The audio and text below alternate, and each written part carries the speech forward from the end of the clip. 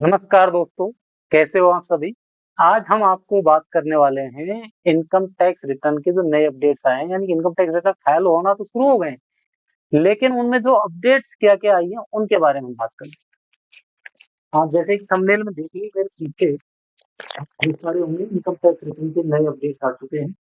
क्या है, tax deduction क्या नहीं होंगे और क्यों नहीं होंगे? क्योंकि गवर्नमेंट बहुत परेशान हो चुकी है टैक्स डिडक्शन टैक्स करके। तो इसलिए अब टैक्स डिडक्शन तो आप क्लेम करना ही भूल जाओ। गवर्नमेंट ने कहा भैया जी आप पॉलिसी करते हो? जी हाँ। पैन कार्ड लगता है? बिल्कुल, तो भैया पॉलिसी नंबर बता दो, अमाउंट बता दो, क्लेम कर लो। लोग क्या करते थे? फेक एक टीसी में 1.5 लाख बचा लिया जी, कर दो साहब। अरे सर आप तो कर दो, देखी जाएगी जो होगा। आप तो पूरा क्लेम कर दो, हमारा कुछ नहीं बनता है। लेकिन ऐसा नहीं होगा भैया, अब ऐसा नहीं होगा। अब तो आपको वही मिलेगा जितना ब्रोकर्स आपके बन रहे हैं। तो इसलिए कृपया करके उनको तो भूल ही जाओ, कितना बनना है, क्या है। अब आप अपने जो डॉक्यूमेंट्स देंगे उनमें क्या-क्या देंगे पहले एक बार। अगर आप सैलराइड पर्सन हैं तो फॉर्म 16 दीजिए। उसके साथ में आपने अगर कोई एचटीसी में क्लेम किया है, जैसे आपका पीएफ कट रहा है, पीएफ का नंबर, कितनी अमाउंट आपकी उसमें कट रही है। अगर आपने एलआईसी करवा रखी है तो एलआईसी की पॉलिसी नंबर, कितना अमाउंट उसमें कट रहा है। अगर आपने होम लोन ले रखा है तो होम लोन किस बैंक से लिया है, एनबीएफसी से लिया है या बैंक से लिया है। इसके अलावा कितना लिया है, तो किस डेट को लिया है, वो चीज़ें, यानी लोन अकाउंट नंबर आपका क्या है, डेट ऑफ सैंक्शन क्या है उसकी, टोटल अमाउंट ऑफ लोन क्या है और अब आउटस्टैंडिंग कितना बच रहा है भैया पिछले फाइनेंशियल ईयर। इसके साथ में यदि आप एचआरए का क्लेम कर रहे हैं तो एचआरए के बारे में बता दूं। पहले कहते साहब आप तो एचआरए भर दो, क्लेम कर दो, हो जाएगा, लेकिन अब ऐसा नहीं होगा। अब आप प्लेस ऑफ वर्क, आप कहाँ वर्क कर रहे हो, मेट्रो में, नॉन मेट्रो में, आपको एक्चुअल एचआरए कितना मिला, कितना आपने रेंट पे किया एक्चुअल में, तो रेंट भी लगेगा ना, रेंट एग्रीमेंट भी। तो ये पूरे डॉक्यूमेंट आपको अपने पास रखने कलेक्ट करके, चाहे आप खुद से फाइल करें या किसी से फाइल करवाएं। तो ये चीजें हो गई। इसके बाद में पहले हेल्थ क्लेम कर लेते थे भैया, हेल्थ इंश्योरेंस 25,000 का आग बंद करके भर दिया, कर लो, हो जाएगा डिडक्शन।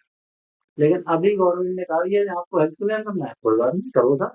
हमें तो आप एक काम करो, पॉलिसी नंबर बता दो, कितने कौन सी इंश्योरेंस कंपनी से लिया है वो बता दो, और कितना अमाउंट आपने इंश्योर किया है, कितनी अमाउंट के बाद आपने उसका इंस्टॉलमेंट भरा है, वो बता दीजिए, इतना ही आपको मिलेगा।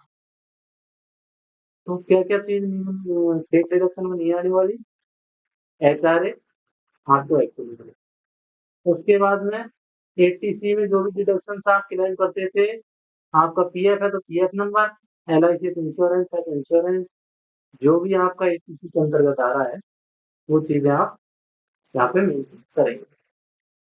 इसके अलावा काफी लोग एजुकेशन लोन भी बता देते थे भैया, एजुकेशन लोन, तो एजुकेशन लोन के लिए भी गवर्नमेंट ने कहा अच्छा जी एजुकेशन लोन ले लिया है। हाँ, तो भैया आप हमें एजुकेशन लोन बताओ, कितना आपने क्लेम किया है, कौन सी बैंक से लिया है, कितना आपका अमाउंट है, लोन अकाउंट नंबर क्या है, आउटस्टैंडिंग क्या रह रही है, बताइए।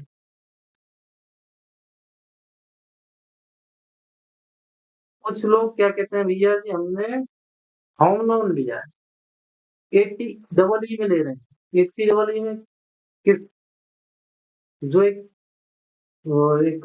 यानी कि 80 के अंतर्गत जो होम लोन है, 80 के अंतर्गत जो होम लोन है, जो डिडक्शन मिलते हैं, वो एक सर्टेन पीरियड, लेकिन हर बंदा उसी में क्लेम कर रहा है। तो अब वो चीजें नहीं होंगी। तो जो चीजें नहीं होंगी वो आप यहाँ पे देख ही रहे हैं, क्या क्या चीज नहीं होने वाली है।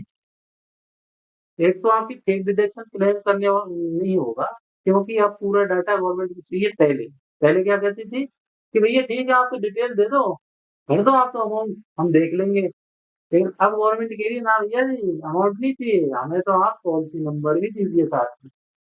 आप पॉलिसी नंबर दीजिए, हम चीज़ों को चेक करेंगे, वेरीफ़ाई करेंगे, हमें लगेगा तो हम आपको नोटिस देंगे।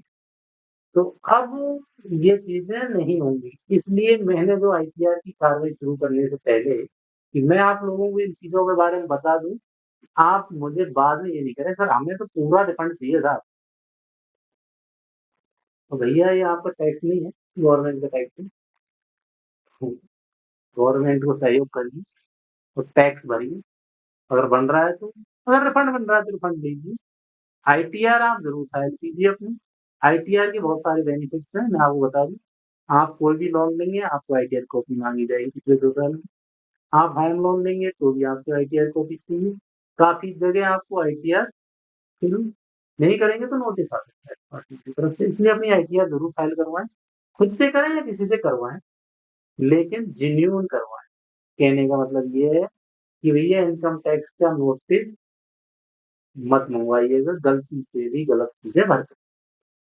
तो ये तो थी आईटीआर के बारे में डिटेल। आपको ये वीडियो कैसी लगी?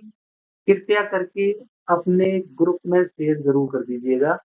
जिन भाइयों को इनकम टैक्स रिटर्न फाइल करना है, जिससे वो अपने डॉक्यूमेंट्स कलेक्ट कर लें। इस उसमें नहीं रहे कि साहब हम तो बता देंगे सीए को या बता दें किसी बंदे को जो उनका आईटीआर फिल करता है, उसको वो अपने आप भर देगा डाटा।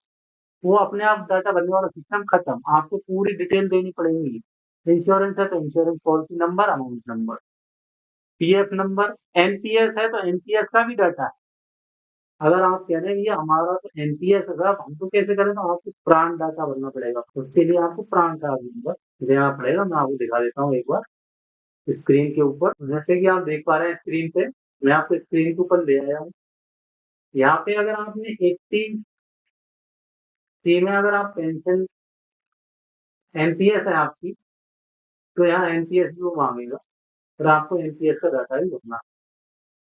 ये नीचे इसने दे रखा है प्राण नंबर ऑफ टैक्स पेयर।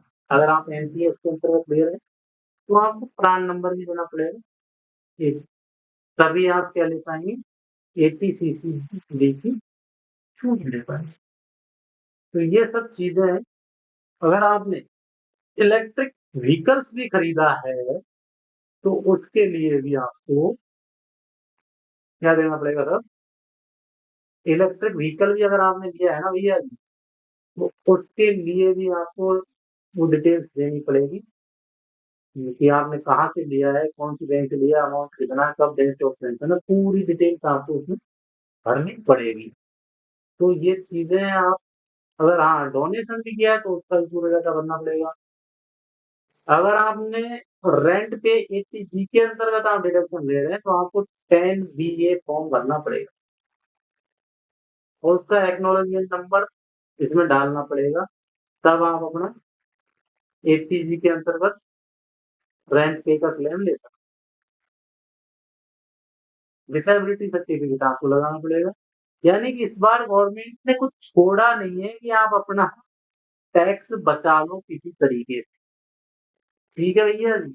इस बार ये चीज़ें ज़रूर ध्यान रखिएगा। फिर मिलेंगे, अगर कोई ऐसी चीज़ें मिलेंगी आपके लिए हमें, तो उनके साथ, तब तक के लिए धन्यवाद। राम, राम। आपका दिन शुभ हो। Thank you.